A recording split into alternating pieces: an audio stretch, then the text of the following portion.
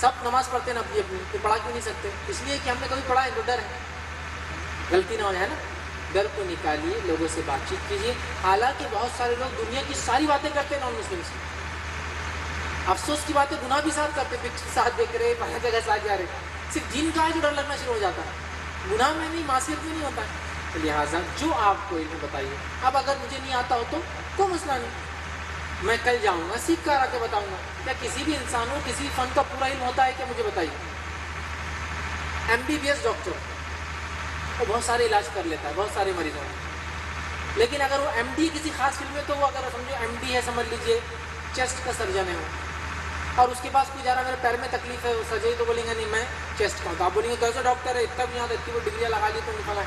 وہ کہیں گا میری مہارت، تو ہر انسان کی مہارت ایک فن میں ہوتی ہے. کوئی عالم دین بھی مکمل ہو سکتا ہے دینی علم میں، کبھی نہیں مرنے تک. جو کہیں گا شیطان ہوں گا پھر وہ مرنے تک نہیں. سمجھ رہے آپ؟ نہیں ہو سکتا ہے، مکمل نہیں ہو سکتا کوئی. جتنا بڑا عالم دین اتنا ایک مخصوص فن کا ماہر ہوتا ہے. سمجھ رہے آپ؟ مفتی ہے وہ ایک مخصوص فن کا ماہر ہے. ٹھیک ہے، اسی طرح جو ہے مختلف علوم جیسا قرآن کے اندر ہے اس کا تخصص قرآن میں، حدیث تو حدیث کے اندر ہے. وہ کہیں گے دوسری چیزوں میں تھوڑا میں کمزور پڑتا ہوں لیکن حدیث کا پوچھیے. تو ایسے ہی ہوتا ہے. تو آپ اگر کہیں گے نہیں مجھے تو اتنا علم ہونا، علم بنیادی علم ہو، قرآن کو ایک بار تفسیر سے آپ نے ضرور پڑھا ہو، سیرت کی کچھ کتابیں آپ نے چند پڑھی ہو، احادیث ظاہر سی بات ہے سیرت کے اندر گزریں گی، اور دعوتی مقصد سے جو لوگوں نے کتابیں لکھی جو غیر مسلم سوالات کرتے پڑھیے، لیکن اصل منہ کھولیے، بات کیجیے. دیکھیے اللہ تعالیٰ خود جو ہے آپ کو بولنے لگائیں گا، صلاحیتیں پیدا کریں گا. اور جب تک منہ بند رکھیں گے ہم کچھ نہیں کر پائیں گے. اگر منہ کھولیں گے بہت ساری باتیں ہم کر پائیں گے.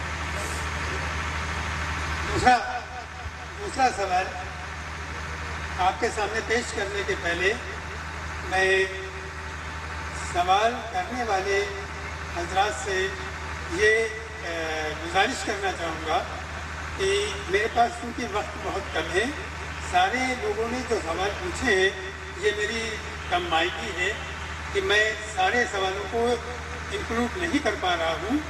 اور ایک کمی ہم نے سوال پوچھنے والوں میں یہ دیکھی ہے کہ انہوں نے نیچے اپنا نام اور پتہ نہیں لکھا ہے، جس سے کہ ہم ان سے کانٹیکٹ کر کے ان کی تسلی اور تشفی اور ان کے تجسس کو ہم ختم کریں اور ان کے جوابات ان کو تسلی بخش دے سکیں. آئندہ جب بھی کوئی سوال کریں تو اس بات کا خیال رکھیں کہ اپنا ٹیلی فون نمبر یا کم سے کم اپنا نام اور پتہ ضرور سوال کے نیچے لکھیں، تاکہ اگر کسی وجہ سے ہم آپ کے سوال کو اس میں انکلوڈ نہیں کر پا رہے ہیں تو آپ سے ہم خود رابطہ قائم کر کے انشاءاللہ ان سوالات کے جو واجب جواب ہیں وہ آپ تک پہنچا سکیں. بہت ہی وقت کی کمی کی وجہ سے ہم یہ بہت ہی مؤدبانہ اور گزارش کے ساتھ یہ آپ سے التجا کرنا چاہتے ہیں. دوسرا سوال ہے، ہم جب غیر مسلموں کو دعوت دیتے ہیں تو ہمارے مسلم بھائی کہتے ہیں کہ پہلے ہم سدھر جائیں پھر میرے مسلموں کو دعوت دیں گے اور پہلا حق مسلمانوں کا ہے.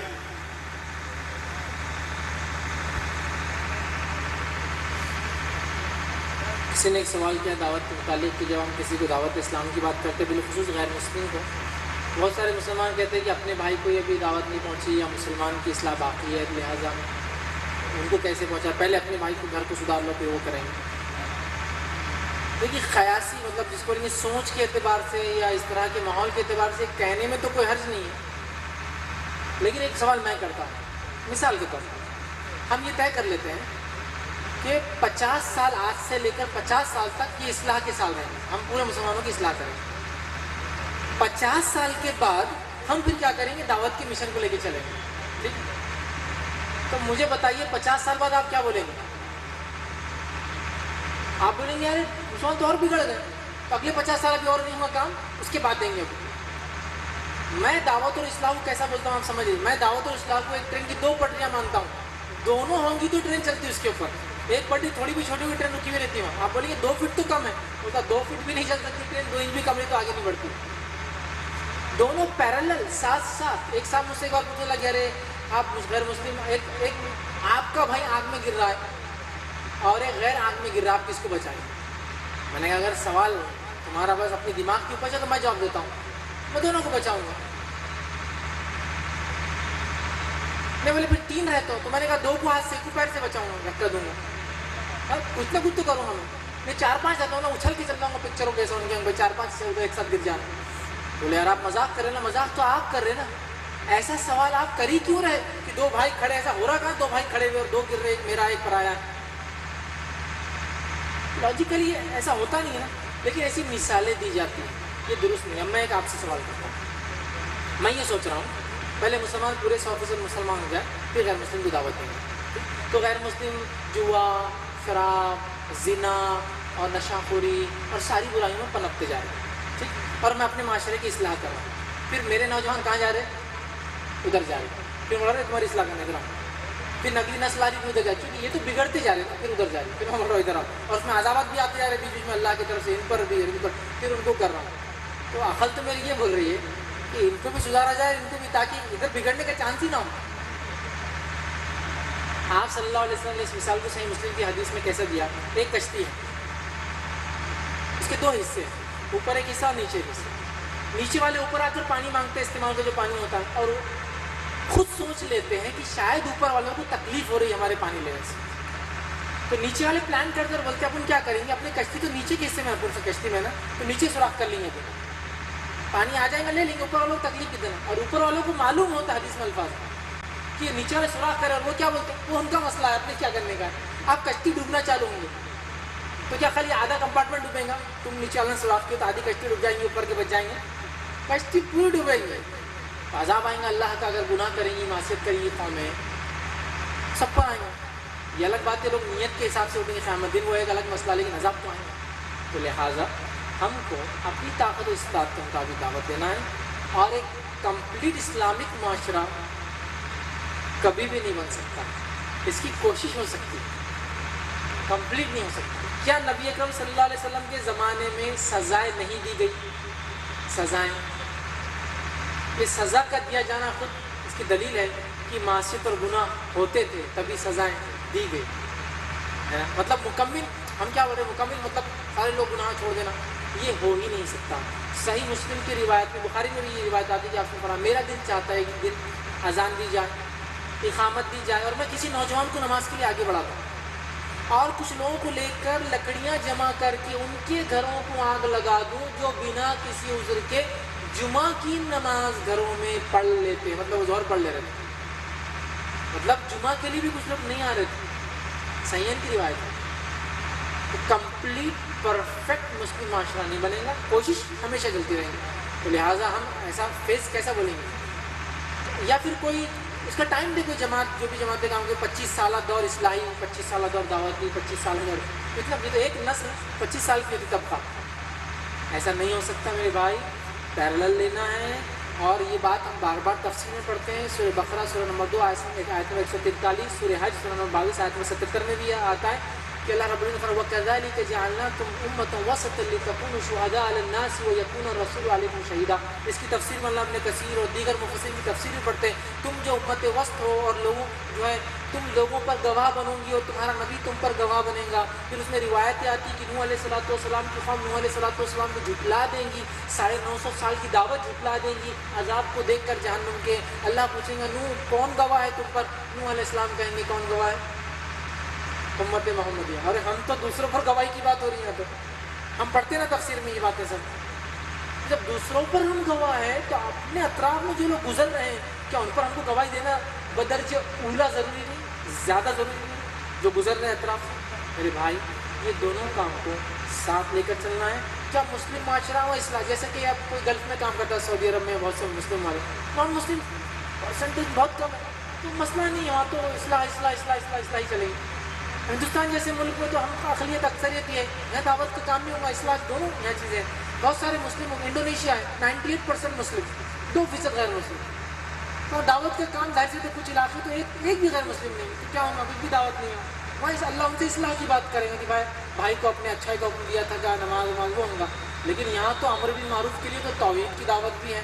خود ہمارے بھائیوں کو بھی اس کی بہرحال ضرورت ہے، لیکن برادران وطن کو بھی ضرورت ہے، اور بہت ساری چیز. تو لہٰذا یہ ہینڈ ان ہینڈ دونوں چیزیں ایک ساتھ، دونوں ہاتھ میں ادھر سے بھی کچھ ادھر سے بھی کچھ چلتا رہے گا. اور کیا ہی اچھی بات ہے کہ مجھے اگر ایک لڈو دیا جائے تو تھوڑا میں خوش ہوں گا، لیکن اگر دونوں ہاتھ میں لڈو تو خوشی ہوتی نا. تو ایک ایسے ملک جہاں دعوت بھی اصلاح بھی دونوں ہاتھ میں لڈو مسلمانوں کی، بھائی کی اصلاح بھی کرنا ہے، اس کو اور پہنچانا ہے، منانا بھی نہیں. میرے بیٹے کو نماز کو لے جانا مجھ پر فرض ہے، اس کو تو منانا ہی پڑیں گا، یہاں تو صرف پہنچانا ہے، بول کے ختم ہوں گے. انفسکم واہلیکم نعرہ کے تحت تو اپنے بچوں کو تو کسی مارو، کوڑا لگاؤ، 10 سال کے بعد ضرب تو سب کرنا ہے، ان کو تو خالی پہنچانا ہے. کام بھی آسان ہے، بہرحال ہینڈ ان ہینڈ دونوں کام کو ہم کو ساتھ لے کے چلنا ہے. آپ کریے، فیلڈ میں اتریے، سمجھ میں آئے گا. ایک مثال دیتا ہوں. میرے ایک دوست تھے، میرے ساتھ سوئمنگ کو جاتے تھے ہم. 10th کے بعد ہم نے سوئمنگ لگائی تھی سوئمنگ پول پر. تو روز صبح جب ہمارے ساتھ چلتے تھے گاڑی میں تو مجھے بولتے تھے آج میں نے بٹر فلائی اسٹروک کی پریکٹس کیا، آج میں نے ڈائیونگ کی پریکٹس کیا. اب ہم لوگ کیا سمجھتے تھے بہت مالدار گھر کے، ان کے گھر میں سوئمنگ پول ہے شاید، یا پھر گھر کے بازو ندی بہتی یا بہت بڑا ہاؤس ہے. ایک دن وہ لیکن جب بھی صبح ہاؤس میں کودتے ہو تو بھت بول کے آواز آتی، جس کو ڈائیو مارنا برابر نہیں آتی نا سیدھا گر جاتا، پورا لال ہو کے نکلتے باہر. سب لوگ ہنستے ہوتے. لیکن ہم نے پوچھا تم روز راستے میں بولتے یہ پریکٹس کیا وہ پریکٹس کیا، تم کہاں کرتے پریکٹس؟ بولے گھر پہ چھوٹا پلنگ ہے، بولے اس پہ لیٹ کے پریکٹس کرتا. بولے پانی میں تیرنا سیکھنے کے لیے پلنگ پہ پریکٹس کر رہے. سائیکل 2 ویلر چلانا ہے اور گھر کے اندر آپ چلا رہے بیٹھ کے چل رہی میری 2 ویلر، ہوگا کیا؟ کار چلانا سیکھنا اور گھر میں چلا رہے آپ، چابی لگایا چالو کیا، ہے نہیں کچھ بھی. سیکھیں گے آپ کبھی نہیں، اترنا پڑے گا. جب آپ اتریں گے تو برادر ہیں مطلب اتنا پیاسا پائیں گے، اتنا پیاسا پائیں گے کہ سب سے زیادہ آپ کو لگتا ہے شدید قسم کے بھی لوگ ہیں دعوت اسلام میں سنیں گے نا، سب زیادہ نرمی سے آپ سے پیش کریں. یہ خصوصیت اس امت کو اللہ نے خوش کر دیا. پچھلے انبیاءوں کے ایسے ان کو تکلیف نہیں آئیں گی. دعوت اسلام بہت آسانی رکھی ہے. ہمارا ایمان بھی کمزور اور تکلیفیں بھی تھوڑی تھوڑی آتی ہیں، ٹھیک ہے. لہٰذا ہم کوشش کریں تو راستے بہت سارے، اور دونوں کو ہم کو پہلے ساتھ ساتھ کریں. آپ نے 2 چیزیں بتائی ہیں، قرآن اور حدیث، لیکن حدیثوں میں اختلاف ہے، تو کیا صرف قرآن کو ہی اصلاح اور دعوت کے لیے پکڑنا کیسا ہے؟ ڈاکٹر انوار عالم صاحب پوچھتے ہیں. ایک اچھا سوال بھائی نے کیا کہ قرآن چونکہ حدیث میں اختلاف ہوتا ہے، اس میں اس کی کیٹیگریز ہوتی ہیں، صحیح اور ضعیف، موضوع، مختلف چیزیں میرا. تو بہت سارے مسلمان ہیں اس بات کے شکار ہو جاتے ہیں. یہ تو خیر سوال ہے، میں نہیں کر رہا ہوں، انہوں ہیں، لیکن ہو جاتے ہیں کہ ارے یہ بہت مشکل ہے یار، حدیث ایسا اور ویسا اور ایسا اور یوں اور کیوں فلاں، لہٰذا حدیث کا چکر چھوڑ دیتے ہیں اور ہم صرف قرآن کو لے لیتے ہیں. میں ایک بات بتاتا ہوں آپ کو، قرآن جو ہے ایک قسم کی گائیڈ بک ہے. وہ گائیڈ بک ہے. اس گائیڈ بک کو سمجھنے کے لیے ایک معلم آئے، سمجھانے کے لیے ایک معلم بھیجا گیا تھا، ایک ٹیچر. اس ٹیچر نے کچھ نوٹس بھی دیے کہ اس کتاب کو کیسے سمجھا جائے. تو وہ قرآن گائیڈ بک ہے. جیسا آپ پریکٹیکل کرتے ہیں کالجز کے اندر تو گائیڈ بک لکھا ہوا اتنا لے کر ڈالو، لیکن آپ کا ٹیچر بتاتا یہ سالٹ آنکھ میں اڑ گیا تو جل جاتا.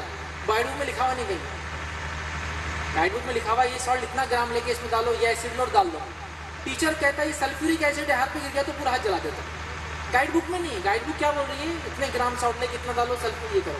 تو ٹیچر تو نبی اکرم صلی اللہ علیہ وسلم معلوم ہے. اور آپ نے اس چیز کے بارے میں ایک حدیث میں اظہار کر دیا تھا کہ ایک زمانہ آئے گا لوگ آرام سے گدوں پر بیٹھیں گے، ٹیک لگا کر کہیں گے ہمارے لیے قرآن کافی ہے، حدیث کی ہم کی ضرورت نہیں ہے. پھر آپ نے فرمایا سن لو میرا حرام کردہ اس چیز ویسی ہے جیسا کہ قرآن نے حرام کیا ہے. سمجھ رہا؟ یہ بات واضح ہے. تو ہم کو حدیث کو لینا ہوگی اور حدیث کی حفاظت کا ذمہ بھی اللہ کا ہی تھا، یاد رکھیں. اس لیے کہ اللہ رب العزت نے قرآن میں سورہ حجر میں فرمایا اِنَّا نَحْنُ نَزَّلْنَا الذِّكْرَ وَإِنَّا لَهُ لَحَافِظُونَ. وہ ہم ہیں جو اس ذکر کی حفاظت کرتے ہیں، ہم ہیں جو ذکر کو نازل کرتے ہیں، اور وہ ہم ہیں جو ذکر، دیکھیں ذکر یہاں لفظ ہے ذکر.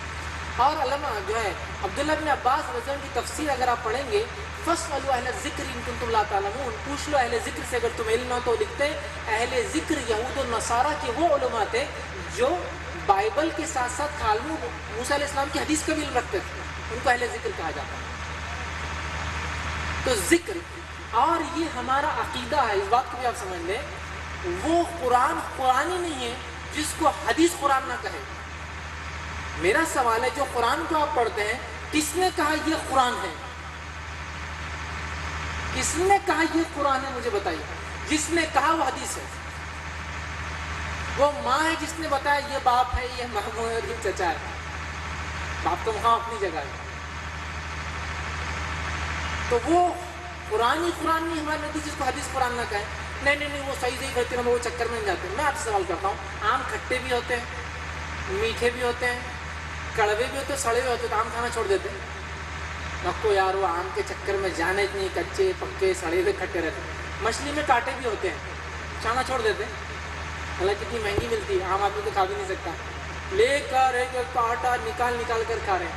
تو محدثین نے کام کر دیا، آپ کے کانٹے اور ہمارے کانٹے پورے نکال دیے، گوشت رکھا ہوا ہے. تو لہٰذا یہ ایک شیطانی فطور ہے جو آج کل بہت سارے نوجوان ہیں، بس قرآن کافی ہے. یعنی ہمیں وہی کی دعوت دینا ہے، اور جب تک ہم قرآن کو بھی نہیں سمجھ پائیں کمپلیٹ، جب تک یہ. اور ایک غلط فہمی جو جو لوگ دائی ہوتے یہ ہوتی ہے، ہم کو اسلام کی فقہ اور یہ سب جاننے کی ضرورت نہیں ہے، بس قرآن کی دعوت دیتی پہنچا دیا. اس لیے کہ اسلام کو بھی جانیے، اس کی فقہ کو بھی سیکھے. اس لیے کہ ایک انسان جیسے ہی ادھر حق کی طرف آتا ہے تو کچھ عمل اس کو کرنا پڑتے. وہ عمل کون بتائیں گا آپ؟ کچھ لوگ بولتے ہیں فیض بھائی آپ دعوت کا کام برابر نہیں کرتے، اس لیے کہ آپ مسئلے بھی بیان کرتے، مسائل بھی بیان کرتے، یہ بھی بولتے ہو. میں نے کہا ہم اسلام کے تعلق سے بات کرتے ہیں تو سب آ جاتے ہیں اس کے اندر. ایک مخصوص فیلڈ کام نہیں کر سکتے، اسلام ہے جتنا آتا ہے اپنا ہے. تو لہٰذا ہم کو جو ہے حدیث اور قرآن دونوں کو لے کر کرنا ہے. جہاں تک آپ کا حدیث کا ڈر ہے، صحیحین کا معاملہ بخاری اور مسلم کو چھوڑ دیجیے، کچھ بھی تحقیق نہیں کرنا چھوڑ دیجیے. سنن اربع اس کے بعد کی 4 کتابیں جس کو کتب جو صحیح ستہ کہتے تھے، لیکن اس کو کتب ستہ کہنا چاہیے. 4 جو سنن ہیں اس کے میں صحیح ضعیف دونوں ہیں. الحمدللہ اس کا پورا ہو چکا ہے. اس کی جو ہے مطلب جو صحیح ہے الگ کر دیے گئے، ضعیف الگ کر دیے گئے. بلکہ جدید نسخوں میں تو لال اور ہرے رنگ سے بتایا جائے کہ کیونکہ عربی نہیں بھی سمجھتے تو ہرا ہے مطلب صحیح روایت ہے، اور لال میں لکھا ہوا تو ضعیف روایت ہے. تو بہرحال سب کر دیا گیا ہے. لہٰذا ہم کو اس معاملے میں علماء پہ ڈیپینڈ رہنا ہے، ان سے بات لینا ہے. اور الحمدللہ بہت سارا کام ہو چکا ہے. تو بہت فکر کی بات نہیں ہے کہ ہم کو ذاتی تحقیق کر کے نکالنا ہے، وہ سب ہو چکا ہے. اس کو صرف ہم کو استعمال کرنا ہے. سوال جواب کا سیشن سماپت ہو گیا ہے. جن لوگوں کو اس سوال کے جواب نہیں ملے ہیں، ہم انہیں ٹیلی فون نمبر دے رہے ہیں، وہ ہم سے کانٹیکٹ کریں، ربط قائم کریں اور نمبر لکھ لیں 7800608427. پھر بھی بتا رہے ہیں 7800608427 9415410255 9415410255. تیسرے سیشن کے سماپن کی ادگھوشنا کے پہلے میری ایک نیتک ذمہ داری یہ ہے کہ ہم اپنے تمام والنٹیئرز کا تہہ دل سے شکریہ ادا کرتے ہیں. لکھنؤ جنپد کے ایڈمنسٹریشن، خاص طور سے ہمارے جو پولیس کے بھائی پورے دن رہے، ان کا شکریہ ادا کرتے ہیں. اور ایڈمنسٹریشن کے جتنے لوگ تھے جنہوں نے فرینڈ سرکل کے پروگرام کو کرنے کی پرمیشن دی، ان کا شکر ادا کرتے ہیں. خاص طور سے پلکا گاؤں، بہٹا گاؤں اور آس پاس کے اطراف کے بالخصوص پلکا پبلک اسکول بھیا خان کا جو تعاون ہے، انشاءاللہ اللہ کے ہاں ان کے لیے اجر اور ثواب ہے. تمام لوگوں کا ہم اپنے دل سے فرینڈ سرکل کی اور سے مبارکباد دیتے ہیں. یہ کام بہت مشکل نہیں ہے لیکن مشکل ہے، اور آپ لوگوں نے پریاس کیا، اللہ نے مدد کی، اچھی کانفرنس ہوئی. ہم لوگ بھلے ہی کم رہے لیکن ایک میسج ضرور ہم نے سماج میں چھوڑا ہے. انشاءاللہ اللہ نے موقع دیا تو پھر کبھی کسی مقام پہ ضرور ملاقات ہوگی. شب بخیر، اللہ حافظ، خدا. Thank you.